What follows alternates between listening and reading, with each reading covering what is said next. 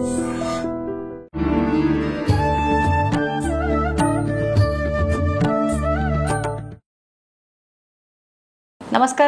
Welcome to I dream ధర్మ మార్గం కార్యక్రమానికి స్వాగతం. నేను వివిచిత. ప్రస్తుతం మనతో పాటు ఉన్నారు ప్రముఖ ఆధ్యాత్మికవేత్త, ప్రముఖ జ్యోతిష పండితులు డాక్టర్ గుండపూడి శివసుధీర్ శర్మ గారు. ఇప్పుడు గురుగారితో మాట్లాడి అసలు దసరా ఏంటి, విజయదశమి ఏంటి, ఈ రెండు ఒకటేనా, వ్యత్యాసం ఉందా, అసలు ఆ విశిష్టత ఎలా వచ్చింది మనకు, అవన్నీ కూడా గురుగారితో మాట్లాడి తెలుసుకుందాం. నమస్కారం గురుగారు. గురుగారు, విజయదశమి అంటే మాకు తెలిసినంత వరకు అమ్మవారు రాక్షస సంహారం చేసిన తర్వాత విజయం కలిగింది కాబట్టి విజయదశమి జరుపుకుంటామని అంటుంటాము.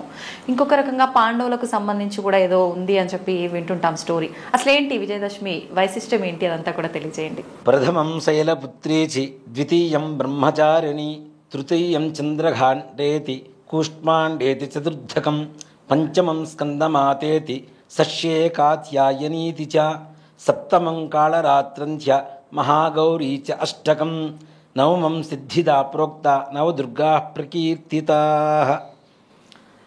ముఖ్యంగా నవరాత్రులు మనకు 4. ఒకటి వసంత నవరాత్రులు, చైత్రమాసంలో చైత్రశుద్ధ పాడ్యమి నుంచి నవమి వరకు. అలాగే మాఘశుద్ధ పాడ్యం నుంచి మాఘశుద్ధ నవమి వరకు వచ్చేటువంటి నవరాత్రులు రాజశ్యామల నవరాత్రులు. ఆషాఢ శుద్ధ పాడ్యమి నుంచి నవమి వరకు వచ్చేటువంటి నవరాత్రులు వారాహి నవరాత్రులు. వారాహి, రాజశ్యామల కొంతమంది మాత్రమే తెలుసు, తర్వాత బాగా నానుడికి వచ్చినాయి. వసంత నవరాత్రులు, అలాగే శరద్ ఋతువులో వచ్చేటువంటి శ్రీమద్ దేవి శరన్నవరాత్రాలు. ఈ నవరాత్రులు ప్రతి ఒక్కటి కూడాను మానవాళికి చాలా ఉపయోగకరంగా ఉండేట్టుగా ఒక సైంటిఫిక్ రీజన్తో పెట్టినటువంటి పండుగలు, వచ్చేటువంటి పండుగలు. ఓకే. ఋతువు మారినప్పుడల్లా ఒక నవరాత్రి పండుగ వస్తుంది మనకి. ఋతువులు మారుతున్నప్పుడే చూడండి తప్పనిసరిగా వసంత ఋతువు, శరద్ ఋతువు, వర్ష ఋతువు, ఇట్లాగా 4 ఋతువుల్లో 4 కాలాల్లో 4 నవరాత్రులు వస్తాయి. శక్తి అంటే ఏంటి? మనిషిలో ఉండేటువంటి శక్తే కదా. ఇప్పుడు మనం శక్తి సామర్థ్యాలు లేవురా అంటుంటారు, వాడి దగ్గర శక్తే లేదురా అని చెప్తుంటారు. అంటే నీరసంగా ఉన్నా కూడా దీనన్నిటికి కారణం ఏంటి? శక్తి. స్త్రీ స్వరూపంలో మనం శక్తిని ఆరాధిస్తూ ఉంటాం. ఆ శక్తిని లేనివాడికి కూడా పుంజుకోవడానికి, ఉన్నవాడికి ఇంకాస్త ఉద్యుక్తత పెంచుకోవడం కోసం చేసుకునేటువంటిదే ఈ నవరాత్రి ఉత్సవాలు. నవరాత్రి ఉత్సవాల్లో కూడా ముఖ్యంగా ఈ రోజున ఈ ప్రసాదం చేయండి, ఈ రోజున ఈ ప్రసాదం చేయండి, అవి కూడా ఆ సీజన్కి తగ్గట్టుగా వాళ్ళ ఆరోగ్యానికి కావలసినటువంటి శక్తినిచ్చేటువంటి ప్రసాదాలే ఈ నవరాత్రుల ప్రసాదాలు. మొత్తం కూడా 9 రోజులు పెట్టే నివేదనలు కానీ, పూజా విధానాలు కానీ. పగలంతా ఉపవాసం ఉండి రాత్రిపూట పూజ చేయండి ప్రదోష కాలంలో. ఇవన్నీ కూడా ఒక సైంటిఫిక్ గొప్ప సైన్స్ అనమాట. ఒక మాట చెప్పాలంటే కొన్ని వేల సంవత్సరాల క్రితం కనుక్కున్నటువంటి ఒక సైంటిఫిక్ రీజన్స్తో ఉన్నటువంటి పండుగలు. ప్రత్యేకించి జొప్పించినవి కావు. ఆయా ఋతువుల్లో, ఆయా మాసాల్లో, ఆయా తిథుల్లో ఆ దేవతల అనుగ్రహం పరిపూర్ణంగా మన మీద ఉంటుంది అని చెప్పి నిర్ణయించుకున్నటువంటి తిథులు. అంటే శాస్త్ర ప్రకారంగానే ఉన్నాయి ముందు నుంచి, ఇవన్నీ కూడా ఎప్పటి నుంచో ఉన్నాయి. ఈ దసరా అనేటువంటిది ప్రపంచం మొత్తం కూడాను అత్యద్భుతంగా చేసుకునేటువంటి పండగ. అందులోనూ మన తెలంగాణలో మరీ బతుకమ్మ అసలు విశేషమైనటువంటి పండుగ. అసలు ఎక్కడ చూసినా ఆడపిల్లల్ని కానివ్వండి, పెళ్ళైన వాళ్ళు కానివ్వండి, చక్కగా మంచిగా అలంకరించుకొని, బొట్టు పెట్టుకొని, పూలు పెట్టుకొని, కళ్ళకు పసుపు పూసుకొని, మంచిగా అంటే సుమంగళి బాలాస్వరూపంగా ఎలా అయితే ఉండాలో అలానే ఉంటూ చక్కగా పండగ వాతావరణం చేసుకునేటువంటి 10 రోజులు వచ్చేటువంటి పండగ. గవర్నమెంట్ రూల్స్ ప్రకారం కూడా మిగిలిన వాటికి దేనికి 10 రోజులు సెలవులు ఉండవు. కేవలం దసరాకి మాత్రమే 10 రోజులు సెలవులు ఉంటాయి. నిజంగా అంతే కదా. 10 రోజులు సెలవులు, 10 రోజులు పండగ, ప్రతి రోజు ఒక దేవత అలంకారం. ఇక్కడ ఈ అలంకారాల విషయానికి వస్తే కూడాను ఒక్కొక్కరు ఒక్కొక్క చోట వారి ఇష్టానుసారంగా చేసుకుంటూ ఉంటారు.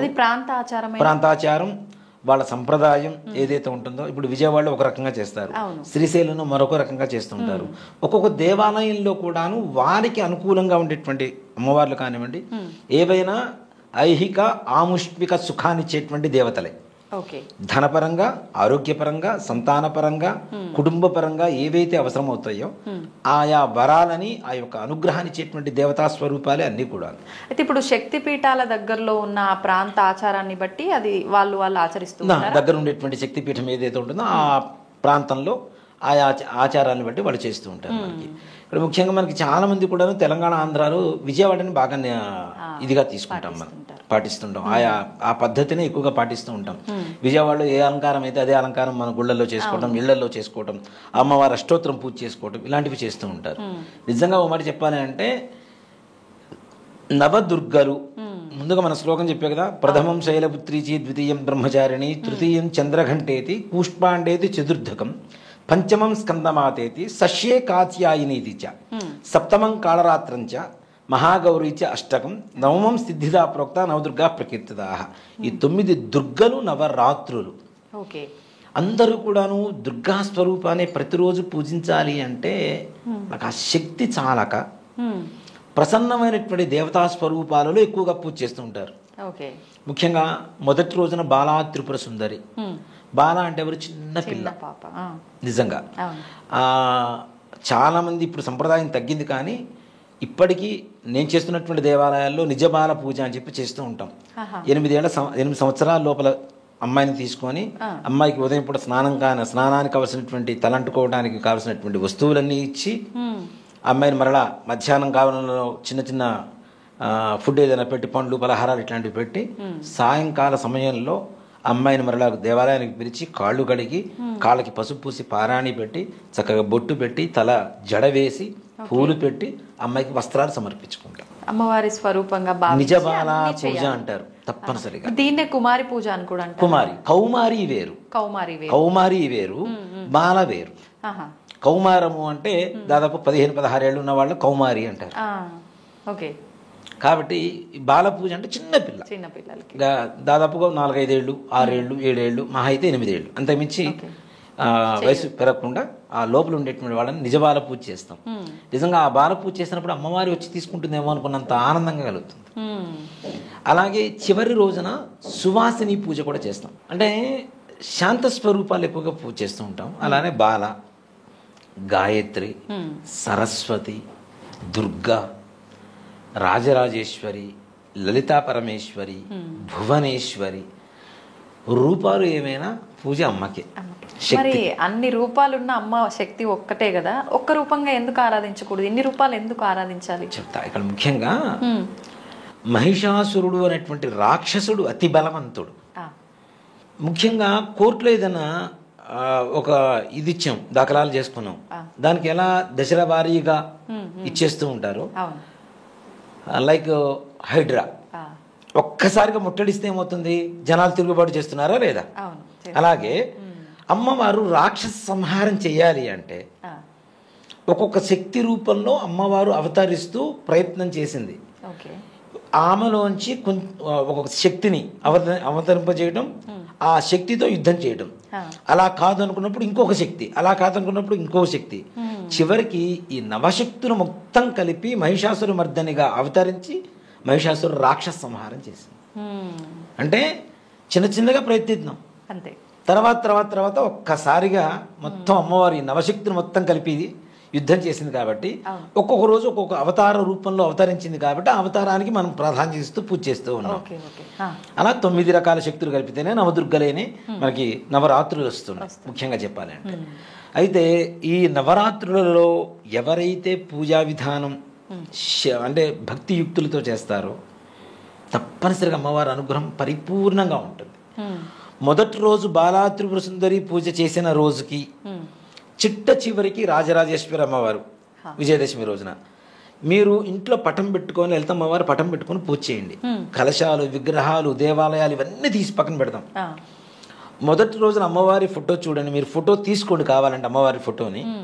అమ్మవారి ఫోటోని అవ్వడం ఏంటి అని చెప్పి చాలా మంది నన్ను విక్రించవచ్చేమో, కానీ 10వ రోజు అమ్మవారి ఫోటోలోనే ఒక పరిపూర్ణత్వం కనబడుతూ ఉంటుంది, మార్పు తెలుస్తుంది తప్పనిసరిగా. ఇప్పుడు నేను మా దేవాలయంలో అలంకారాలు చేస్తూ ఉంటా. ఏ రోజుకి ఆ రోజు అమ్మవారి ఎక్స్ప్రెషన్స్ అంటాం కదా, ఫేస్ ఎక్స్ప్రెషన్స్, అవి మారిపోతూ ఉంటాయి. అది గమనించే వాడికి మాత్రమే అర్థమవుతుంది. నువ్వు ఎలా చేస్తే అలా వస్తుందని కాదు, నేను ఎలా చేయాలో ఆవిడ నిర్ణయించుకొని నాతో చేయించుకుంటుంది. నేను చేయటం కూడా కాదు, ఆవిడ నిర్ణయించుకొని చేయించుకుంటుంది. అలంకారం మొత్తం అయిపోతుంది. మరుసటి రోజు పొద్దున్న మరలా దేవాలయం తలుపులు తెరిచిన తర్వాత చూస్తే ఆ దేవి శక్తి ఆ అమ్మవారి విగ్రహంలో వచ్చి కూర్చుందేమో అనిపిస్తుంది. అలాగే చివరి రోజున అమ్మవారి మొహాన్ని అలంకారం చేసిన తర్వాత ఇంకా అక్కడి నుంచి బయటికి పోబుద్ది కాదు మనకి.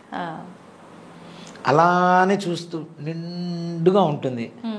అసలు ఎంత ప్రశాంతంగా ఉంటుంది అంటే 10 రోజులు చేసినటువంటి అర్చనలు, అభిషేకాలు, ఈ హోమాలు, వీటి ఫలితం మొత్తం అమ్మవారి రూపంలో కనబడుతుంటుంది. నిండు చంద్రుడు ఎట్లా కనబడతాడో ఆ విధంగా కనబడుతుంటుంది అమ్మవారు. అంటే అమ్మవారు పరిపూర్ణంగా మనం చేస్తున్నటువంటి పూజ స్వీకరిస్తుంది, సాక్షాత్ అక్కడ ప్రత్యక్షమై తీసుకుంటుందని చెప్పడానికి నిదర్శనం అది.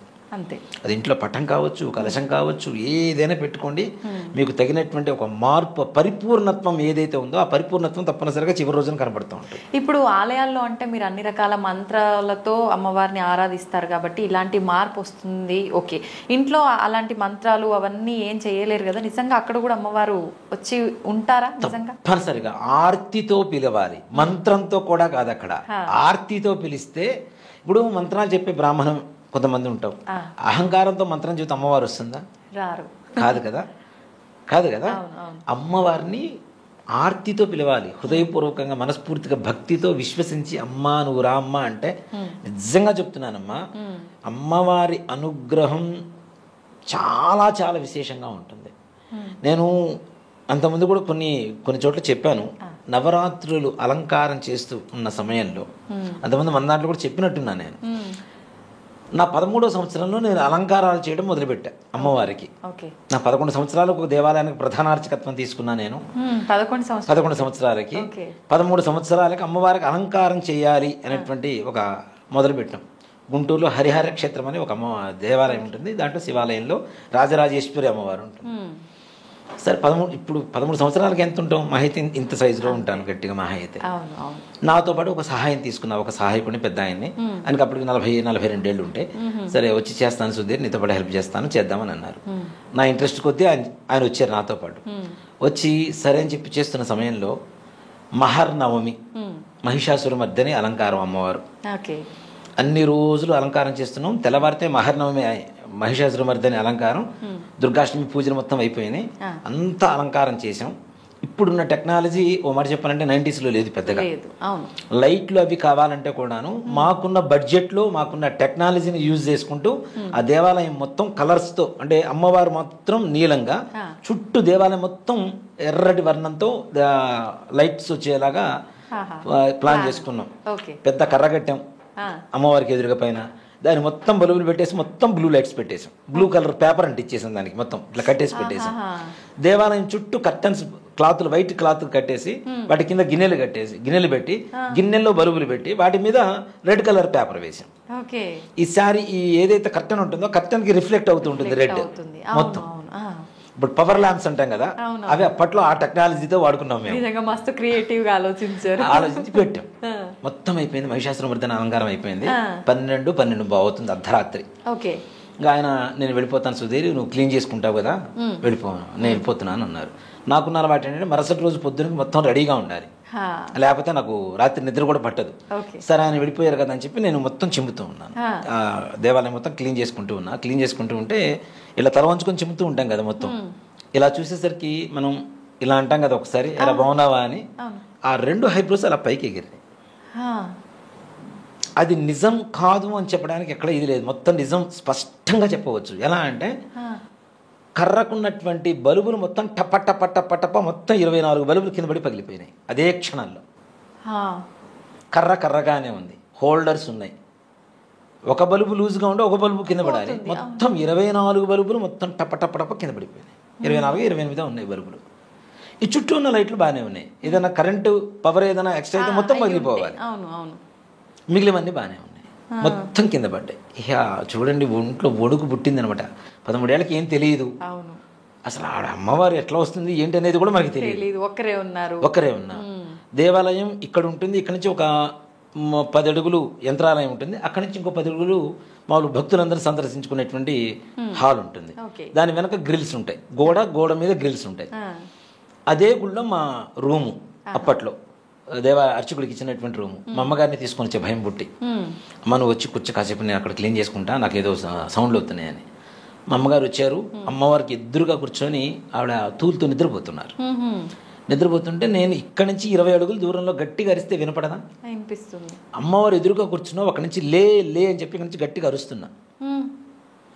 మా అమ్మ దగ్గరికి వెళ్ళి ఆమె లేపుదామని చెప్పి ఒక అడుగు బయటికి వేయగానే ఈ గ్రిల్స్లోంచి ఒక పెద్ద మనిషి, ఒక పెద్ద ముత్తైదు, మొహం నిండా పసుపు, ఇంత బొట్టు, జుట్టు మొత్తం విరబోసుకొని, కళ్ళు మొత్తం ఇట్లా ఎర్రగా, మనం అమ్మవారిని చూపిస్తాం చూడండి, చూస్తుంటే ఇప్పుడు కూడా గూజ్ బంప్స్ వస్తుంటే నాకు అమ్మవారి గురించి చదువుతూ ఉంటే. అలా ఒక మనిషి అలా నడుచుకుంటూ వెళ్ళిపోతుంది. ఇంకా భయం వేసింది.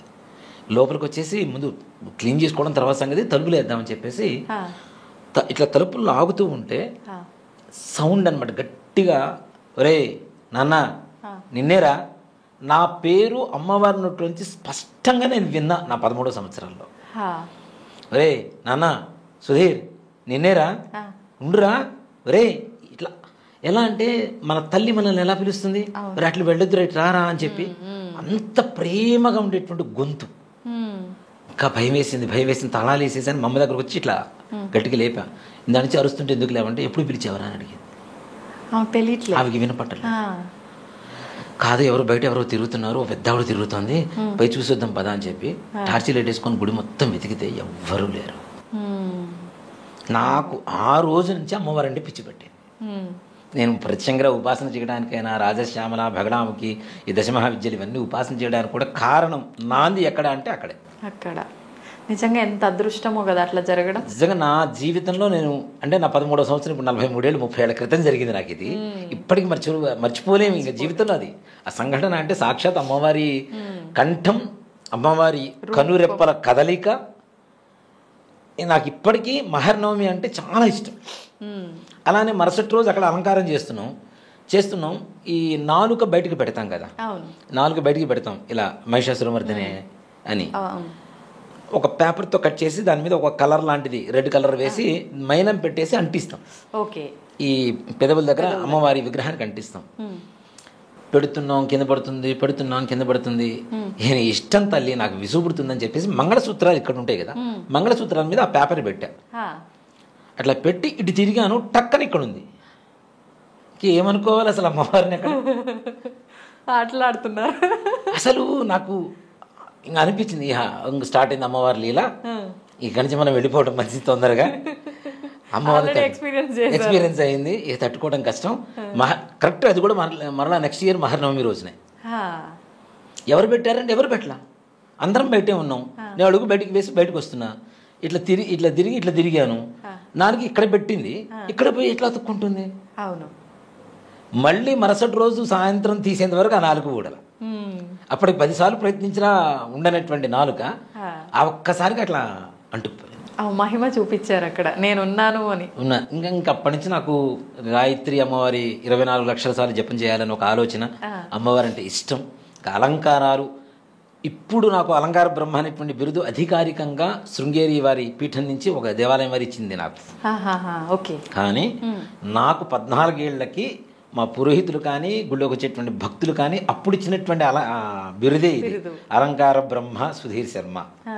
అంటే నాకు ఇష్టంగా చేస్తాను నేను, అది కష్టంగా ఏ రోజు భావించాలి. అమ్మవారు అంటే ఇష్టం కాబట్టి మొత్తం చేసిన తర్వాత కూడా నచ్చలేదు అంటే మళ్ళీ మొత్తం విప్పదీసి మరలా చేసేవాడిని. అంత ఓపిక ఉంది మీకు, ఇష్టం అంతే. అది ఓపిక గీపిక ఏం లేదు. నాతో పాటు ఉండే వాళ్ళందరూ ఏడుస్తుండేవాళ్ళు, మళ్ళీ విప్పదీసాడు రా బాబు, మళ్ళీ చేస్తాడు, విసుగొచ్చేది వాళ్ళకి. కానీ నాకు ఆ విసుగు కాదు. మరుసటి రోజు భక్తులు పొద్దున్నే గుళ్ళోకి వస్తే అమ్మవారి రూపం కనపడాలి. రాజరాజేశ్వరి అమ్మవారు కదా, రాజరాజేశ్వరి అమ్మవారు కనపడకూడదు. అక్కడ మహిషాసురమర్దన అంటే మహిషాసురమర్దన కనపడాలి, దుర్గా అంటే దుర్గాదేవి కనపడాలి, బాల అంటే బాల కనపడాలి. అంత ఇష్టంగా అమ్మవారు చేయించుకునేది. ఇప్పటికీ నాకు నవరాత్రులు అంటే ఒక రకమైనటువంటి ఒక వైబ్రేషన్ మైండ్లో. మరుసటి రోజుకి నిజంగా అమ్మ ఒకటి చెప్తాను, అమ్మవారి అనుగ్రహం అనేది రేపొద్దున ఎలా అలంకారం చేయాలి, ఇవాళ రాత్రికి చేస్తాం, రేపు ఉదయం అలంకారం ఉంది, రాత్రికి చేస్తాం. సాయంకాలం దేవాలయానికి వెళ్ళడానికి స్నానం చేసేటప్పుడు ఒక మగ్గు నీళ్ళు ఇట్లా నెత్తిన పడగానే కళ్ళ ముందు కనబడుతుంటుంది. రేపు చేయాల్సిన అలంకారమా? అదే వెళ్ళి అక్కడ నేను డెవలప్ చేస్తా. ప్రతిసారి ప్రతి దసరా ప్రతి ఏ అలంకారం చేసినా, ఎప్పుడు అమ్మవారికి అలంకారం చేసినా నాకు థాట్ ప్రత్యేకంగా నేను ఆలోచించాను, ఈ విధంగా ఇట్లా చేయాలని. ఆ స్నానం చేసేటప్పుడు ఏదైతే స్ఫురణకు వస్తుందో అమ్మవారు కళ్ళ ముందు కనపడుతుందో, నెక్స్ట్ డే మార్నింగ్ నాకు అక్కడ అది కనపడుతుంది అమ్మవారు. అంటే నా మనసులో ఉన్నది అది మైండ్లో ఫిక్స్ అయిపోతుందేమో తెలియదు. అక్కడికి వెళ్ళి అదే అలంకారం, అవే కలర్ శారీసు, అవే కలర్ ఫేస్ కూడా కలర్ వేయటం, అదే రూపం ఆ కలర్ దండలు కూడా అట్లానే వస్తాయి. వాళ్ళు ఇచ్చే దండలు కూడా మనం మామూలు పూల దండలు కావాలని ఆర్డర్ ఇస్తాం కానీ ఇలా ఈ రంగే కావాలని చెప్పం కదా. కానీ వాడు మాత్రం మరుసటి రోజుకి అవే తీసుకొచ్చి ఇస్తారు. అన్ని ఆమె అలా చేయించుకుంటారు. ఆవిడ సంకల్పంతో జరుగుతున్నటువంటి కార్యక్రమం ఇది, ఓ మాట చెప్పాలి. అంతే అంతే. కాబట్టి నవరాత్రుల్లో భక్తితో చేస్తే రోజుకో ప్రసాదం పెట్టామా లేదా ఇవన్నీ తీసి పక్కన పెడదాం. ఆత్మ నివేదన పెట్టండి, ఆత్మ నివేదన చేయండి. ముందు మనస్సుని అమ్మవారి మీద లగ్నం చేస్తే తప్పనిసరిగా అమ్మవారు పలుకుతుందా అంటే పలికి తీరాల్సిందే, అనుమానమే లేదు ఎటువంటి పరిస్థితుల్లో. మొదటి రోజు బాల, రెండో రోజు గాయత్రి, మూడో రోజు అన్నపూర్ణ, నాలుగో రోజు లలిత, ఐదో రోజు భువనేశ్వరి, ఆరో రోజు సరస్వతి, ఏడో రోజు వచ్చేసరికి మహాకాళి, ఎనిమిదో రోజు దుర్గాష్టమి దుర్గా, తొమ్మిదో రోజు మహర్నవమి, 10వ రోజు రాజరాజేశ్వరి. ఈ 10వ రోజు రాజరాజేశ్వరి అలంకారం అనేది ఇప్పుడు చాలా మందికి అనుమానం ఉంటుంది. నవరాత్రులే కదా 10వ రోజు ఎందుకు పూజ చేయాలి అంటే, హస్తా నక్షత్రంతో నవరాత్రులు ప్రారంభం అవుతాయి, శ్రవణ నక్షత్రంతో అంత్యం అవుతాయి. ఓకే. ఈ శ్రవణ నక్షత్రం ఉన్న సమయంలోనే అమ్మవారిని అక్కడి నుంచి ఉద్వాసన చెప్పాలి.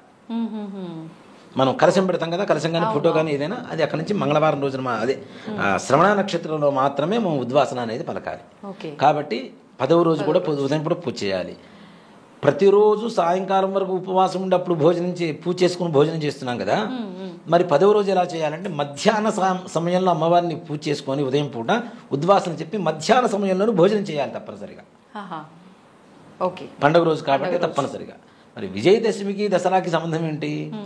విజయదశమి వేరు, మన నవరాత్రులు వేరు. విజయదశమి అంటే పంచపాండవులకి విజయం కలిగినటువంటి రోజు కాబట్టి విజయదశమిగా వచ్చింది. Okay okay. అలాగే అమ్మవారు నవరాత్రులు 9 రాత్రులు యుద్ధం చేసి రాక్షస సంహారం చేసి 10వ రోజు ప్రశాంతంగా ఉంటుంది. రాజరాజేశ్వరి అంటే ప్రశాంతత కదా. రాజ్యాన్ని ప్రపంచాన్ని పరిపాలించేటువంటి శక్తి అని చెప్పి రాజరాజేశ్వరికి పేరు. ప్రశాంతంగా ఉంటుంది కాబట్టి ఈ నవరాత్రుల్లో పూజ అయిపోయిన తర్వాత 10వ రోజు ఏదైతే ఉంటుందో, పాండవులు యుద్ధానికి వెళ్ళేటప్పుడు యుద్ధానికి ముందుగా అజ్ఞాతవాసం చేశారు, అరణ్యవాసం చేశారు, అజ్ఞాతవాసం చేశారు. అజ్ఞాతవాసం చేసేటప్పుడు వీళ్ళ చేతుల్లో ఆయుధాలు ఉంటే వీళ్ళని గుర్తుపెట్టడం ఈజీ. గద ఉంటే భీముడు అంటారు, ధనస్సు ఉంటే అర్జునుడు అంటారు, అవునా? అట్లానే ఒక్కొక్కరికి ఒక్కో రకమైనటువంటి ఆయుధాలు ఉన్నాయి. కాబట్టి ఈ ఆయుధాలు మొత్తం ఏం చేయాలి అని చెప్పి ఆలోచించి ఒక జమ్మి చెట్టు మీద ఒక కట్టగా పెట్టేసి వెళ్ళిపోయారు. ఈ ఆయుధాలు ఇతరులు ఎవరన్నా చూస్తే కళేబరంలాగా సర్పాల్లాగా కనపడతాయి. మరలా ఈ పాండవుల్లో ఎవరైనా వీళ్ళు వెళ్ళి తీసుకునేటువంటి అవకాశం మాత్రమే అక్కడ కనపడుతూ ఉంది. అంటే అలా ఏమైనా వాళ్ళు మంత్రంతో అలా చేశారా? శక్తితో అక్కడ బంధించేసి ఆ చెట్టు మీద పెట్టేశారు, జమ్మి చెట్టు మీద. అవునా? అందుకనే 10వ రోజు విజయదశమి రోజున జమ్మి చెట్టుకు పూజ చేస్తారు, సెమీ పూజ అంటారు. అసలు జమ్మి చెట్టుకి ఎందుకు పూజ చేస్తామంటే అదే. అలాగే అంటే వాళ్ళు అవి పెట్టి ఆ మంత్రంతో అలా చేయడం వల్ల అంత శక్తి వచ్చిందా, లేదంటే ముందు నుంచే జమ్మి చెట్టుకు అంత విశిష్టత? జమ్మి చెట్టుకి చాలా విశిష్టత. ఎలాంటి దోషాలనైనా నివృత్తి చేస్తూ ఎవరినైనా రక్షణ కలిగించేటువంటి శక్తి జమ్మి చెట్టుకుంటుంది. అలాగే నవగ్రహాల్లో శనీశ్వరుడికి అత్యంత ప్రీతికరమైనటువంటి సమిధ వృక్షం కూడా అది. శనీశ్వరుడికి వృక్షమే శనీశ్వరుడికి సమిధగా వాడుతూ ఉంటాం. అంటే అత్యంత శక్తివంతమైనటువంటిది. ఎవరు ఏ రకమైనటువంటి కోరికను కోరుకుంటూ ఉంటారో ఆ కోరికను తీర్చేటువంటి శక్తి ఆ యొక్క శమీ వృక్షానికి ఉన్నది. కాబట్టి వీళ్ళు మంత్ర గర్భితంగా ఆ ఆయుధాలన్నీ కూడా శమీ చెట్టు మీద పెట్టేసి వెళ్ళిపోయారు. కాబట్టి అజ్ఞాతవాసం పూర్తయిన తర్వాత మరలా వచ్చి శమీ వృక్షానికి పూజ చేసి, రాముడు కూడా రావణాసురుడి మీద యుద్ధానికి వెళ్ళేటప్పుడు తప్పనిసరిగా శమీ వృక్షానికి పూజ చేసి వెళ్ళారని చెప్పి శాస్త్రం చెప్తోంది. రాముడు రావణాసురుడి మీద యుద్ధానికి వెళ్ళాడు. ఈ శమీ పూజ అప్పుడు కూడా శ్లోకం చెప్తారు కదా, ఆ శ్లోకంలో పరమార్థం అదే. అర్జునుడికి రాముడికి జయం కలిగించింది ఎవరు అంటే శమీ వృక్షం వల్ల అని చెప్తారు. మనం ఏదైనా అందుకనే శమీ వృక్షం పూజ చేస్తాం కదా, పూజ చేసిన తర్వాత ఏం చేస్తాం, ఒక ఆకు తీసుకొచ్చి మన పాకెట్లోనో లేదంటే వాలెట్లోనో లేదా ఇంట్లో బీరువాలోనో పెట్టుకుంటాం కదా. అంటే అది ఉంటే విజయం చేకూరుతుంది, ప్రతి కార్యంలో జయం కలుగుతుంది అని చెప్పడం కోసం. ఇప్పుడు ఇంట్లో పెద్దవాళ్ళకి వాళ్ళకి కూడా పెట్టి నమస్కారం తీసుకుంటాము. అది ఓ మాట చెప్పాలంటే అది ప్రాంతాచారం నుంచి వచ్చింది, అది అన్ని చోట్ల లేదు. దీన్ని పారువేట అంటారు, శమీ పూజని పారువేట అంటారు. వేరే చోట ఎక్కడో చెట్టు ఉంటే ఆ చెట్టు దగ్గరికి వెళ్ళి దానికి కావాల్సినటువంటి నైవేద్యాలు, బలులు ఇట్లాంటివి కొంత ప్రాంతాల్లో జంతు బలులు కూడా ఇస్తూ ఉంటారు. అక్కడ ఆ జంతు బలులు మొత్తం నిషేధించిన తర్వాత ఆ మేక తోకని కొద్దిగా అట్లా కోసేసి అక్కడ పడేసి వస్తారు, రక్తాన్ని దాన్ని బలి ఇచ్చేసి వస్తుంటారు. ఇప్పటికీ కూడా చేస్తూనే ఉన్నారు కొన్ని చోట్ల. అంటే రక్తబలి, ఆయుధ పూజ అంటాం కదా. అవును. ఇప్పుడు మనం పండుగ రోజునే కదా వాహనాలన్నీ పూజ చేసుకుంటాం కదా, అట్లా ఆయుధ పూజ కాబట్టి దానికి ఆ రక్త తర్పణ ఇచ్చేసి వస్తారనమాట. ఇచ్చి తెచ్చి దాన్ని చెట్టుని మరలా కొమ్మని తీసుకొచ్చి దేవాలయంలో పెట్టి దాన్ని పూజ చేసి ఆ శమీ వృక్షాన్ని ఒక శ్లోకం చెప్తూ శమయతే పాపం శమీ శత్రు వినాశని అర్జునస్య ధనుర్ధారి రామస్య ప్రియదర్శని. రాముడు కూడా దర్శించుకున్నాడు. అర్జునస్య ధనుర్ధారి, అర్జునుడికి పాండవులకి ఈ జయం చేకూర్చింది, వాళ్ళ ఆయుధాలు మొత్తం మోసింది. కాబట్టి ఇది ఎవరి దగ్గర అయితే ఈ శ్లోకం చెప్పుకొని ఆకు తీసుకుని దగ్గర పెట్టుకుంటారో వారికి శమయతే పాపం, పాపాన్ని కూడా మొత్తం నశింపజేసింది. శమీ శత్రు వినాశని, శత్రు వినాశనం కలుగజేస్తుంది. అంత శక్తివంతమైనటువంటి చెట్టు శమీ వృక్షం. ఇప్పుడు దానిపైన కోరికలు ఒక పేపర్ మీద రాసి దాని కొమ్మకు అంటించి రావటం, అదే చెప్పబోతున్నా. ఇది ఒక విచిత్రమైనటువంటి ఒక సిస్టమ్ వచ్చింది, సంప్రదాయం. నేను మా గుళ్ళో పూజ చేసినప్పుడు కొంతమంది పేపర్లు అంటిస్తుంటారు. ఇది ఎందుకు అంటిస్తారు నాకు మొదట్లో తెలియదు. చూస్తే దాంట్లో కొంతమంది విచిత్రమైన కోరికలు రాస్తారు. నాకు BMW కారు కావాలను, నాకు ఒకడు పల్సర్ బైక్ కావాలను, కొంతమంది నాకు విడాకులు కావాలను అని రాశాడు ఒక ఆయన. పుణ్యాత్ముడు. అది గొంతెమ్మ కోరికలు అంటారా, ఏమంటారు వాటిని? నిజంగానే తప్పు కదా. అందులో శమీ పూజ చేసిన తర్వాత పంతులు గారి దగ్గర నుంచి శమీ పత్రం తీసుకుంటే పవిత్రత ఆ శ్లోకంతో. అంతేగాని ఒక మేక పడిపోతే, ఒక మేక కాదు 10 మేకలు ఒక చెట్టు మీద పడిపోతే మొత్తం ఆకుతో మొత్తం రాల్చే పీకేస్తుంది చూడండి, ఆ టైపులో ఆ వృక్షాన్ని నిర్జీవం చేస్తారు, ఆ కొమ్మని చేసేస్తారు, మొత్తం లాగేస్తుంది, పట్ట పట్ట పట్ట పట్ట పట్ట లాగేస్తుంటారు. మా పూజ అయిపోయింది, రెడీ 1 2 3 అనగానే మొత్తం చెట్టు మొత్తం అయిపోతుంది, ఒక్క ఆకు కూడా దొరకదు. కొమ్మ అంటారు విలేజ్లలో, డైరెక్ట్ చెట్టుకే పూజ చేస్తారు కదా. అడవి ప్రాంతంలో ఎక్కడైనా ఉంటే చూసి చెట్టు పైన ఆకులు ఎక్కడ కనిపించకుండా చేసేస్తారు, మొత్తం లాగేస్తారు. అసలు దాన్ని ఒక పత్రం, శమీ పత్రం అంటే ఏంటి? చిన్న ఆకు ఒకటి తెచ్చుకుని పెట్టుకోమంటే కొమ్మలు కొమ్మలు కొమ్మలు కొమ్మలు, అమ్మ వాటి దింపతే అసలు ఎట్లా చేస్తారంటే నాకు అదే విచిత్రం వేస్తుంటుంది, నవ్వు వస్తుంటుంది వాళ్ళని చూస్తుంటే. ఇంత కరువులు అంటే ఒక బాగా శరీరం ఉన్నటువంటి వాడికి ఒక 10 రోజులు భోజనం పెట్టకపోతే 11వ రోజు కుంభకర్ణుడికి పెట్టినట్టు అన్నం పెడితే దాని మీద ఎట్లా పడిపోతాడో ఆ విధంగా పడిపోతారు వీళ్ళందరూ. అది తప్పు. రాత్రిపూట వృక్షాన్ని ముట్టుకునేటువంటి శక్తే చాలా తక్కువ మన దగ్గర. అలాంటిది ఆ ఒక్క రోజున ఆ వృక్షం దగ్గర ఉండేటువంటి ఆకును తెచ్చుకోమని చెప్పి చెబుతూ ఉంటే దాన్ని పట్టుకుని మొత్తం పీకుతూ ఉంటే అది పడే బాధ కూడా మనకి శాపమే అవుతుంది కదా. పగటి పూట వరాలు ఇచ్చేటువంటి శక్తి ఎంతైతే ఉంటుందో సాయంత్రం 6 గంటల తర్వాత వృక్షాలకి శాపాన్ని ఇచ్చేటువంటి శక్తి రెట్టింపు దశలో ఉంటుంది. అందుకని సాయంత్రం 6 తర్వాత పూలు కొయ్యొద్దు, ఏం ముట్టుకోవద్దు అని చెప్తుంటాం కదా. ఎందుకు అంటే శపించేటువంటి శక్తి కూడా రెట్టింపు దశలో ఉంటుంది. కాబట్టి రాత్రిపూట చెట్లు ముట్టుకోకూడదు. అలాంటి దసరా రోజు మాత్రమే, విజయదశమి రోజున మాత్రమే శమీ వృక్షాన్ని మనం ఆ పత్రం తెచ్చుకునేటువంటి అధికారం ఉంది. కాబట్టి అధికారం ఉంది కదా అని చెప్పి మొత్తం పీకొచ్చుకుంటానంటే కొంతమంది ఆ కొమ్మ మొత్తం తీసుకుని ఇంట్లో పెట్టుకోమన్నా పెట్టుకుంటారు గారు. ఇది ఎవరింట్లో ఉంటే బాగుంటుంది అని ఒక్క మాట చెప్పడం ఆలస్యం. ఏం కాదు, మొత్తం పీకలు దానికోసం యుద్ధాలు కూడా జరుగుతుంటాయి. మీద పడిపోతుంటారు, కింద పడిపోతుంటారు, దాని ముళ్ళు ఉంటాయి, గుచ్చుకుంటూ ఉంటాయి, అస్సలు ఉండదు. ఇలా చేయొద్దు. ఒక ఆకు తెచ్చుకోండి, చక్కగా వాలెట్లో పెట్టుకోండి. ఇంత వస్తుంది, ఒక రెబ్బలాగా వస్తుంది, దానికి అటు ఇటు ఆకులు ఉంటాయి. ఒక ఆకు తీసుకొని వాలెట్లో పెట్టుకోండి, ఒక ఆకు తీసుకొని ఇంట్లో పెట్టుకోండి, చక్కగా బీరువాలో పెట్టుకోండి, పెద్దలకు ఎవరికైనా ఇవ్వండి. మీరే కాదు, మీ పక్కన ఉన్న వాళ్ళకి కూడా విజయం చేకూరాలనేటువంటి ఒక సంకల్పం ఏదైతే ఉంటుందో ఆ భావంతో ఇస్తే ఇంకా మంచిగా ఉంటుంది. ఈ విధంగా శమీ పూజ చేసుకోవాలి, కానీ ఎలా పడితే అలా కాదు. అలాగే నవరాత్రులలో ప్రతిరోజు ఉదయం, సాయంత్రం, మధ్యాహ్నం 3 సమయాల్లో దీపారాధన చేసుకోవాలి. తప్పనిసరిగా ఆ దేవత పూజ, ఏ దేవత అలంకారం అయితే ఆ దేవత అష్టోత్తరం పూజ చేసుకోవాలి. నివేదనలు మీకు అందరికి అందుబాటులోనే ఉన్నాయి. చాలా మందికి ఈ నివేదన పెట్టాలి, ఈ నివేదన పెట్టాలని, ఇవన్నీ పెట్టలేని పరిస్థితుల్లో ఉన్న కనీసం పానకం, వడపప్పు ప్రతిరోజు ఇవి పెడితే మనం పెట్టేటువంటి నివేదనలో ఏదైనా లోపం ఉన్నా కూడా వాటితో సరిపోతాయి. కాబట్టి తప్పనిసరిగా 6 నివేదన పెట్టండి. అవకాశం ఉంటేనే కొబ్బరికాయ కొట్టండి. ఇప్పుడు శక్తి లేనటువంటి వాళ్ళు ఉంటారు, కొబ్బరికాయ కూడా 30-35 రూపాయలు అవుతుంది. ఇవాళ రోజున శక్తి లేనటువంటి వాళ్ళు కూడా అమ్మవారి పూజ చేసుకోవడానికి అవకాశం ఏంటి అంటే ఇవేవి అక్కర్లా, ఏది ఉంటే అది భక్తితో చేయండి. అమ్మవారి కుంకుమార్చన అష్టోత్తరం పూజ చేసుకోండి చక్కగా. దాని తర్వాత సాయంకాలం, మధ్యాహ్న కాలంలో కూడా అష్టోత్తరం, లలితా సహస్రనామం చెయ్యండి. చేయలేకపోతే వినండి.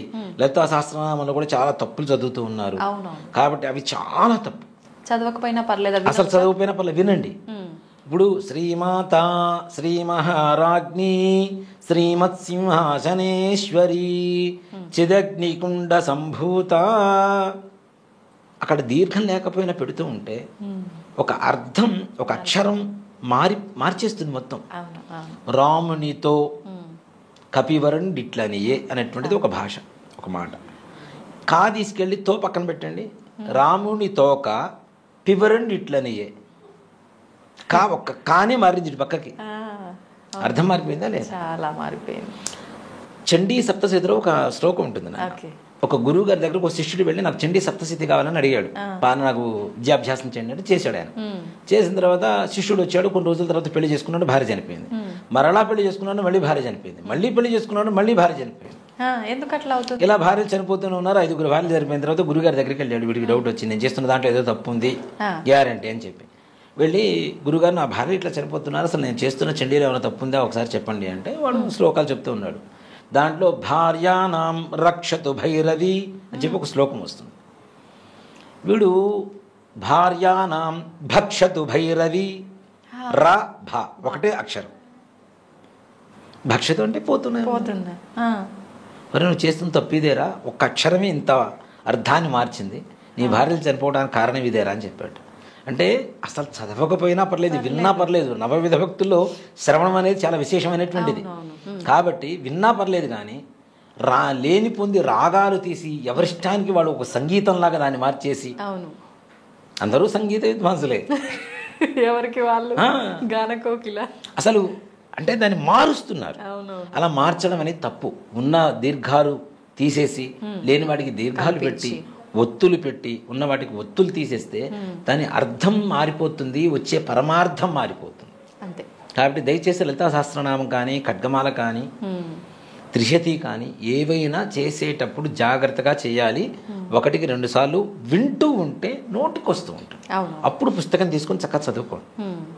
దానివల్ల ఉపయోగం ఉంటుంది. కానీ ఎలా పడితే అలా చదివితే మాత్రం వచ్చేటువంటి పర్యవసానం వేరే విధంగా ఉంటుంది. కాబట్టి ఉదయం, మధ్యాహ్నం, సాయంత్రం లలితా సహస్రనామం అష్టోత్తరంతో పూజ చేసుకోండి. చక్కగా వింటూ మా పక్కన పెట్టుకోండి, ఆడియో వింటూ పూజ చేసుకోండి. నివేదన పెట్టండి, ఆ ప్రసాదం తీసుకోండి, రాత్రిపూట తీసుకోండి. తప్పనిసరిగా 9 రోజులు నిష్టగా చేయగలిగితే అమ్మవారు మన ఇంట్లో తిరిగినటువంటి అలికిడి శబ్దం అనేది మన చెవుల్లో పడుతూనే ఉంటుంది. గ్యారెంటీ. అర్ధరాత్రి పూట ఉలిక్కిపడి లేచి కూర్చోపోతే అడగండి. అంటే అది భయం కాదు, అమ్మవారు వచ్చిందని చెప్పడానికి సంకేతం. ఓకే. ఇప్పుడు 9 రోజులు వేలు కాని పక్షంలో 3 రోజులు 5 రోజులు కూడా అవకాశం ఉందంటారు కదా? అవును. అలా చేసుకోవాలంటే ఏ తిథుల్లో చేసుకోవాలి? ముఖ్యంగా 5 రోజులు లేదు, 3 రోజులు చేస్తాం. 3 రోజులు. ఓకే. సరస్వతి అమ్మవారి అలంకారం, మూలా నక్షత్రం, దుర్గాష్టమి, మహానవమి, ఈ 3 రోజుల్లో కూడా అంటే 5 రోజులు ముందు 6 రోజులు ఏవైతే ఉంటాయో అవి అవకాశం లేకపోతే ఆడవాళ్ళకు ఉండేటువంటి ఇబ్బందులు కావచ్చు, వేరే మహిళలు కావచ్చు, పురులు కావచ్చు, అలాంటివి ఏమన్నా ఉంటే చేసుకోలేకపోతే మిగిలిన 3 రోజుల్లో ఒకే ఇంట్లో ఇప్పుడు 4-5 అమ్మాయిలు ఉంటారు, ఇబ్బందికరమైనటువంటి వాతావరణం ఉంటుంది. అలాంటి వాళ్ళకు కూడా కుదరకపోతే కనీసం మిగిలిన 3 రోజుల్లో చేసుకోవచ్చు. ఈ 3 రోజులు కూడా చేయలేమనుకునేటువంటి వాళ్ళు మాత్రం తప్పనిసరిగా చివరి రోజైనా సరే అమ్మవారిని పూజ చేసుకోవటం. ఇలా లేదు, అమ్మవారి దేవాలయానికి వెళ్ళండి, సరిపోతుంది. అక్కడ కూర్చొని కుంకుమార్చన జరుగుతుంటే, ప్రతి దేవాలయంలో జరుగుతూనే ఉంటే కుంకుమార్చన చేయించుకోండి, దర్శనం చేసుకోండి, తీర్థప్రసాదాలు తీసుకొని రండి. నియమంగా మీరు ఉండండి, మనస్సుని నియమంగా ఉంచుకోండి. అంతేగాని ప్రతిరోజు కూర్చొని గంటలు అమ్మవారి పూజ చేస్తేనే అవుతుంది అనేది మాత్రం తప్పు. ఓకే. మనస్ఫూర్తిగా 10 నిమిషాలు చేయండి. మనసు లేకుండా గంటలు చేసి మాత్రం ఏ ఉపయోగం? చేస్తుంటారు, చాలా మందిని చూస్తుంటాను. శ్రీమాత శ్రీ మహారాజ్ని ఏమే ఉప్పేసావా, ఈ రకమైనటువంటి ఇవి నిజంగా ఎక్కువ ఉన్నాయి. పప్పు మాడిపోతుంది చూడు, విజిల్స్ వచ్చినాయి, 3 వచ్చినాయి, ఇవే రకమైనటువంటి వీళ్ళ ఆలోచన ఎక్కడుంది? అమ్మవారి మీద లేదు, ఇంట్లో వంటింట్లో ఉండే కిచెన్ మీద ఉంది. అంత దౌర్భాగ్యమే వచ్చి పడింది మనకి. అది పూర్తి చేసుకున్న తర్వాత ఇచ్చేయి, ఇది పూర్తి చేసుకున్న తర్వాత అది వచ్చేయి కాదు, 2 జరిగిపోతూ ఉండాలి. ఈ మధ్యలో ఫోన్ వస్తుంది, అక్కాయ్ అక్కడ జ్యువెలరీ షాప్లో చాలా బాగున్నాయి అక్క, సరే నేను మధ్యాహ్నం వెళ్ళిపోతాం, అమ్మవారు పూజ చేసుకుని అందరూ పూజ చేసుకుని వచ్చేస్తాం. అంత హడావుడే వచ్చింది, ధ్యాసం చిత్తం శివుడి మీద, భక్తి పాచ్యపుల మీద అన్నట్టు ఉంటుంది.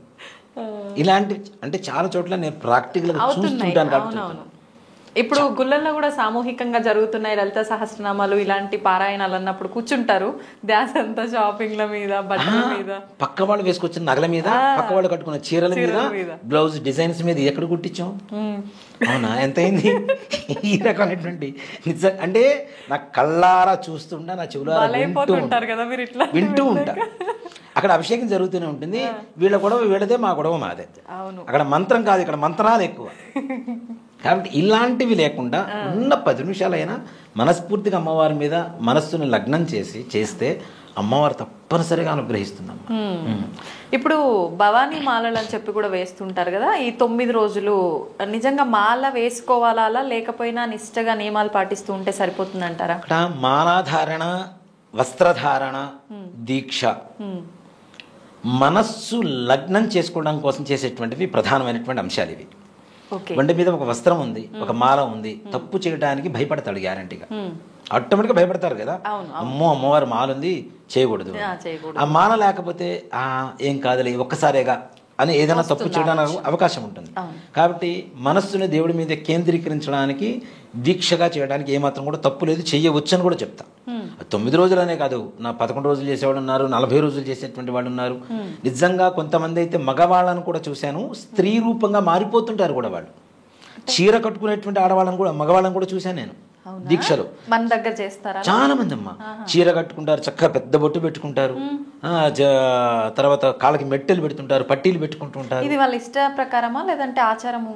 ఆచారం ఏం లేదు, అంటే సాక్షాత్ అమ్మవారి రూపంగా మనం మారిపోతున్నాం అనేటువంటి ఒక భావన ఏదైతే ఉంటుందో. నిజంగా ఒక మాట చెప్తాను, శ్రీ విద్యోపాసన, అమ్మవారి ఉపాసన చేసేటువంటి వాళ్ళ మాటలు ఎలా ఉంటాయి అంటే, ఒక స్త్రీ మూర్తి మాట్లాడితే ఎలా ఉంటాయో అలానే ఉంటాయి. ఇప్పుడు బయట తిరిగేటువంటి జనాలు కాదు, అమ్మవారి ఉపాసన చేసేటువంటి వాళ్ళలో నా సాక్షాత్ నా కళ్ళ ముందు ఒక అతన్ని చూశాను, ఇద్దరిని చూశాను. మా గురుగారు ఒక ఆయన, నాకు ఒక అన్నయ్య అంటే సహోదర సమానమైనటువంటి ఒక ఆయన ఉన్నారు, ముప్పవరు సింహాచల శాస్త్రి గారు. ఆయన మీరు గూగుల్లో కొట్టినా కూడా వస్తుంది మీకు.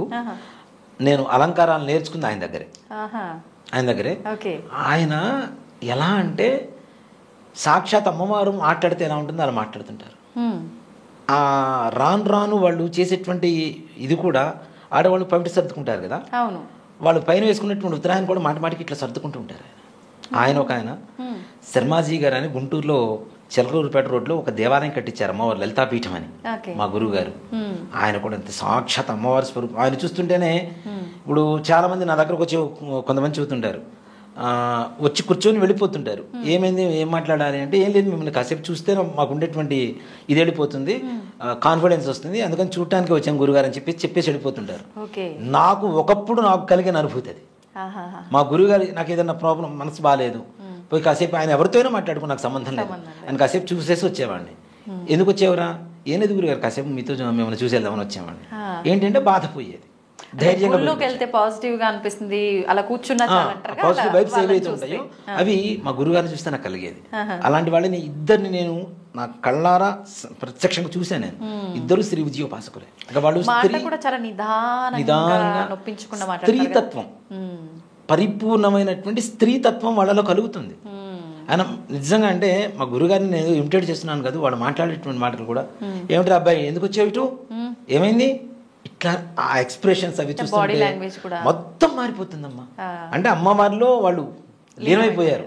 అలాంటి తత్వమే ఇప్పుడు చాలా మంది దీక్ష తీసుకునేటువంటి వాళ్ళు కూడా మగవాళ్ళు చేస్తూ ఉంటారు. కాళ్ళకి మెట్టెలు పెట్టుకుంటారు, పట్టీలు పెట్టుకుంటారు, పసుపు పూసుకుంటారు, ముఖానికి పసుపు పూసుకుంటారు, పెద్ద బొట్టు పెట్టుకుంటారు, చేతికి గాజులు వేసుకుంటారు, చీర కట్టుకుంటారు. ఇలాంటి వాళ్ళని కూడా చాలా మందిని చూశాను నేను. అలా వాళ్ళని చూస్తుంటే నిజంగా భయం వేస్తుంటుంది కొంతమందికి, కానీ చూస్తే అమ్మవారి తత్వం అది అంతే. ఎర్రటి చీర కట్టుకొని అంత బొట్టు పెట్టుకొని బయట తిరుగుతుంటే ఎలా ఉంటుంది మనకి? నిజంగా అమ్మవారి గజ్జల శబ్దం అయితే ఘల్ ఘల్ ఘల్ మనం మోగుతూనే ఉంటుంది అమ్మవారి శబ్దం. నేను హైదరాబాద్ వచ్చిన తర్వాత కూడా రామకృష్ణాపురంలో ఉండేవాడిని. కరెక్ట్గా రాత్రి 2:30 నుంచి 4 లోపల మా ఇంట్లో ఎవరికి నిద్ర ఉండేది కాదు. ప్రత్యంగిరి అమ్మవారి దేవాలయం పక్కన మా ఇల్లు. నేను ఆ దేవాలయంలో కొన్ని రోజులు పనిచేశాను, హోమాలకి వాటికి పనిచేశాను. వచ్చి పడుకునేవాడు. 2:30కు మొదలయ్యేది ఘల్ ఘల్ ఘల్ అని శబ్దం. ఎంత అంటే ఆ విండో పక్క నుంచి వెళ్తున్నట్టే ఉంటుంది, బెడ్రూమ్ విండో. అమ్మవారు గలగలగల సౌండ్ వస్తూ ఉంటుంది. చుట్టూ చూస్తే ఎవరు ఉండేవాడు కాదు. పోనీ అది నా ఒక్కడి భ్రమ అనుకుంటే ఒకరోజు నాకు వినపడింది, చూశాను, వారం రోజులు విన్నాను. వారం రోజుల తర్వాత మా ఆవిడకి చెప్పాను, ఏదో శబ్దం వస్తుంది వింటున్నావా అంటే, నాకు కూడా వస్తుంది వారం రోజుల నుంచి. మా పిల్లలకి చెప్పాను, మా పిల్లలకి వస్తుంది, మా అమ్మగారు, వీళ్ళందరితో పాటు మా ఇంటికి వచ్చి ఏ బంధువులు వచ్చినా వాళ్ళకందరికీ వినపడుతూనే ఉంటుంది. గల్ గల్ మన సౌండ్. అమ్మవారి దగ్గరికి వెళ్ళి, అమ్మ పిల్లలు భయపడుతున్నారు, వచ్చావు బాగానే ఉంది, భయపడుతున్నారు పిల్లలు, తట్టుకునే శక్తి కూడా కావాలి కదా అంటే, ఆ తర్వాత నుంచి ఆ శబ్దం నిదానంగా తగ్గుతూ వచ్చింది. ఓకే. ప్రతిరోజు రాత్రిపూట మొత్తం ఇండిపెండెంట్ హౌస్ అది, ఆ పైన ఓనర్స్ ఉండేవాళ్ళు, కింద మేము ఉండేవాళ్ళం, చుట్టూ తిరిగేవాళ్ళం అందరం, ఎవ్వరు ఉండరు అండి. లోపలికి రాగానే మళ్ళీ గజ్జల శబ్దం. అంటే అమ్మవారు ఈ నవరాత్రుల్లో పూజ చేస్తే మన ఇంటికి వస్తుంది, మన ఇంట్లో ఉంటుంది, మనం చేసే పూజని స్వీకరిస్తుంది, మనకి అనుగ్రహాన్ని పరిపూర్ణంగా కలుగజేస్తుందని చెప్పడానికి ఏమాత్రం కూడా సందేహం లేదని చెప్తాను. అంత పరిపూర్ణంగా ఉంటుంది అమ్మ అనుగ్రహం. మనం నిజంగా అనుగ్రహం పొందాలి అంటే అంతే భక్తితో, అంతే, ఆడంబరంగా కాదు, భక్తితో. భక్తి ఆడంబరం ఏముందమ్మా, కోటి రూపాయలు నోడు ఎవరైనా చేస్తారు అంతే. కానీ భక్తి అనేది 100 కోట్లు ఉన్న భక్తి రాదు. భక్తి ఉన్న వాడికి 100 కోట్లతో సంబంధం లేదు, అంతే, ఒకటే మాట. నిజంగానే అవునా? భక్తి ఉన్న వాడికి ఎక్కడ కూర్చొనైనా ఏ చిన్న రాయిలోనైనా అమ్మని చూసుకుంటాడు. అవును. భక్తి లేనటువంటి వాడికి ఓ కోట్లు ఖర్చు పెట్టి ఎంత చేయాలనుకుంటాం, అవన్నీ ఏం అక్కర్లేదు, అమ్మవారే చూసుకుంటుంది మొత్తం దగ్గర. నిజంగా మనకేం కావాలో ఆమెకు తెలియదా? అమ్మవారికి తెలుసు. మనం అది కావాలి ఇది కావాలని కోరుకోవాల్సిన అవసరం లేదు. మనకేం నాకేం కావాలో నీకు తెలుసు కాబట్టి నువ్వు ఏదిస్తే తీసుకుంటా అని చెప్పమండి. అమ్మవారి సంకల్పం చేసుకోండి. ప్రతి ఒక్కటి అమ్మవారు ఇస్తూనే ఉంటుంది. మనకి కష్టాలు రావని చెప్పను. మనం చేసుకున్న కర్మ మనకు కష్టాలు రాకుండా ఎలా ఉంటాయి? ఇప్పుడు చెయ్యి మనదే, కత్తి మన ఇంట్లోదే, కోసుకుంటే రక్తం రాదా, నొప్పి రాదా? కాబట్టి మనం చేసుకున్న కర్మకి మనం అనుభవించాలి. కానీ కష్టానికి దాటవేసేటువంటి మార్గాన్ని చూపిస్తుంది అమ్మవారు. చేపట్టుకొని ఆ నదిని దాటిస్తుంది, మనకి కష్టాల నదిని దాటించి ఒక తీరానికి చేరుస్తుంది. ఓకే. ఇప్పుడు ఉపవాసం అన్నారు కదా, కొంతమంది అంటే మధ్యాహ్నం తిని అలా చేస్తారు, కొంతమంది నైట్ తిని డే అంతా ఉంటారు, కొంతమంది అసలు మొత్తం లిక్విడ్స్ తోనే ఉంటారట, రకరకాలుగా చేస్తుంటారంట. అసలు ఎలా చేయాలి ఉపవాసం? ఓ మాట చెప్పాలి అంటే, రాత్రి పూజ, నవరాత్రుల పూజ కాబట్టి రాత్రిపూట పూజకి ప్రధానం ఎక్కువ, ప్రాధాన్యత ఎక్కువ ఉంటుంది. ఉదయం అంతా ఏం తినకుండా ఉండాలంటే అసలు ఏం తినకుండా ఉండొద్దు, ఓన్లీ లిక్విడ్సే. నీరసం వస్తూ ఉంటుంది, ఏదైనా ఫ్రూట్స్ తినండి, లేదు అవకాశం లేదు ఉప్మా చేసుకొని తినండి చక్కగా. బియ్యప్రవ్వతో టిఫిన్స్, బియ్యప్రవ్వను కొద్దిగా వేయించేసి పెసరపప్పు వేసి దాంట్లో జీలకర్ర వేసి వండుకోండి చక్కగా, వాము వేసి, ప్రశాంతంగా ఉంటుంది, కడుపు చల్లగా ఉంటుంది బియ్యప్రవ్వ వల్ల కదా. బియ్యప్రవ్వతో ప్రసాదం చేసుకొని తినచ్చు చక్కగా, ఉప్మా చేసుకొని. అసలు ఏమీ తినకుండా సాయంత్రం వరకు ఉండి సాయంత్రం పూజ అయ్యేసరికి అమ్మ ఆరైపోయిందిరా, పూజ మొదలు పెట్టేద్దాం, 7 అయిపోతే భోజనం ఏమే అయిందా అంటుంటే దానివల్ల ఉపయోగం ఏముంటుంది? కాబట్టి అలా కాకుండా ఏదైనా అల్పాహారం సేవించి నిద్రపోకుండా ఉండి పూజ చేసుకోగలిగితే మంచిది. నిద్రపోతే ఇంద్రియ నిగ్రహం అనేది ఉండదు. కళలో మన నిద్రపోయిన తర్వాత మన శరీరం మంది కాదు, మన ఆలోచన మంది కాదు, వేరే చోటకి వెళ్ళిపోతుంటుంది. కాబట్టి ఆ నిగ్రహం ఉండాలంటే ఎక్కువ తింటే నిద్ర వస్తుంది, తక్కువ తిని పని చేసుకో, హుషారుగా ఉంటావు. సాయంకాలానికి మంచిగా ఓపిక ఉంటుంది, హాయిగా పూజ చేసుకో. సాయంత్రం 6:30 తర్వాత పూజ మొదలు పెట్టుకొని పూజ చేసుకొని రాత్రి చక్కగా భోజనం చేసి పడుకోండి, ప్రశాంతంగా ఉంటుంది. అంతేగాని అసలు ఏం తినకుండా ఉండి, ఇందా చెప్పే కదా, చిత్తం శివుడి మీద భక్తి చెప్పుల మీద, అలా ఉంటే కష్టం. అలా ఉండకుండా ఉండాలి అంటే కనీసం అల్పాహారం సేవించాలి. అట్లా ఇప్పుడు మనం గోకర్ణంలో మోక్షనారాయణ బలైనటువంటి పూజా విధానం చేస్తుంటారు పితృదోషాలకి. వాళ్ళు తప్పనిసరిగా అక్కడ ఉండేటువంటి గురువుగారు కూడా ఏం చెప్తారు అంటే, పొద్దునే వెళ్ళగానే స్నానం చేయించి దర్శనం చేసుకొని రమ్మని చెప్తారు. రాగానే చక్కగా టిఫిన్ పెడతారు, గ్లాస్ నిండా కాఫీ కానీ టీ కానీ పాలు కానీ ఇస్తారు, ఏది అడిగితే అది ఇస్తారు. ఈ 2 తిని కాఫీ తాగిన తర్వాత పూజ మొదలు పెడతారు. ఎందుకు అని అడిగాను నేను. ఏం తినకుండా చేస్తే పితృకార్యం మంచిది కదా అని అడిగాను నేను. చేస్తారు, 2.5-3 గంటలు పడుతుంది. ఈ మధ్యలో ఆకలి అన్న చిన్న మాట వస్తే మీరు చేసిన పూజ అంతా వేస్ట్, వృధా అయిపోతుంది. కాబట్టి మీ మనస్సు వేరే చోటకి మారకుండా ఉండాలి అంటే, ఈ పూజ మీదనే కేంద్రీకరించాలి అంటే ఇలాంటివి ఉండకూడదు. కాబట్టి అల్పాహారం పెడుతున్నాం, తిని పూజ చేసుకోవడం చెప్తారు. ఉత్తమం, నిజంగా నిజం. సో అలాంటివి పాటిస్తే బాగుంటుంది. కానీ ఏమీ తినకుండా పచ్చి మంచినీళ్ళు తాకుండా సాయంత్రం వరకు ఉంటానంటే పెదాలు ఎండిపోతుంటాయి, గొంతు ఎండిపోతుంటుంది. కొన్ని రోజులకి 3 రోజులు 4 రోజులకి 5వ రోజు ఇంట్లో మొదలు పెడతారు, నీకు ఉపవాసం వద్దంటే వినవు కదా అని చెప్పి మొదలు పెడుతూ ఉంటారు. చాలా మంది ఇళ్లలో ఉంటుంది చాలా. సో అలాంటివి చేయకుండా ఇలా చేయడం మంచిది. సంతోషం అండి, నిజంగా చాలా చక్కగా వివరించారు. నవరాత్రులు అనగానే చాలా మంది భయపడిపోతుంటారు, అమ్మవారు అనేసరికి ఇంకా నిష్టగా చేయాలేమో, నియమాలు ఎక్కువగా పాటించాలేమో. నిష్ట అంటే మనస్సే అంతే అంతే. శరీర శుద్ధి, ఆత్మశుద్ధి, దేహశుద్ధి, అలాగే స్థలశుద్ధి, హా. ఈ 3 పెట్టుకుంటే తప్పనిసరిగా అమ్మవారి అనుగ్రహం ఉంటుంది. అంతేగాని ఇవేవి శుద్ధి లేకుండా ఇష్టం వచ్చినట్టు తినకుండా చేస్తామంటే దానివల్ల ఉపయోగం. ఉపయోగం లేదు. ధన్యవాదాలండి. శ్రీమాత్రే నమః. శ్రీ గురుభ్యో నమః.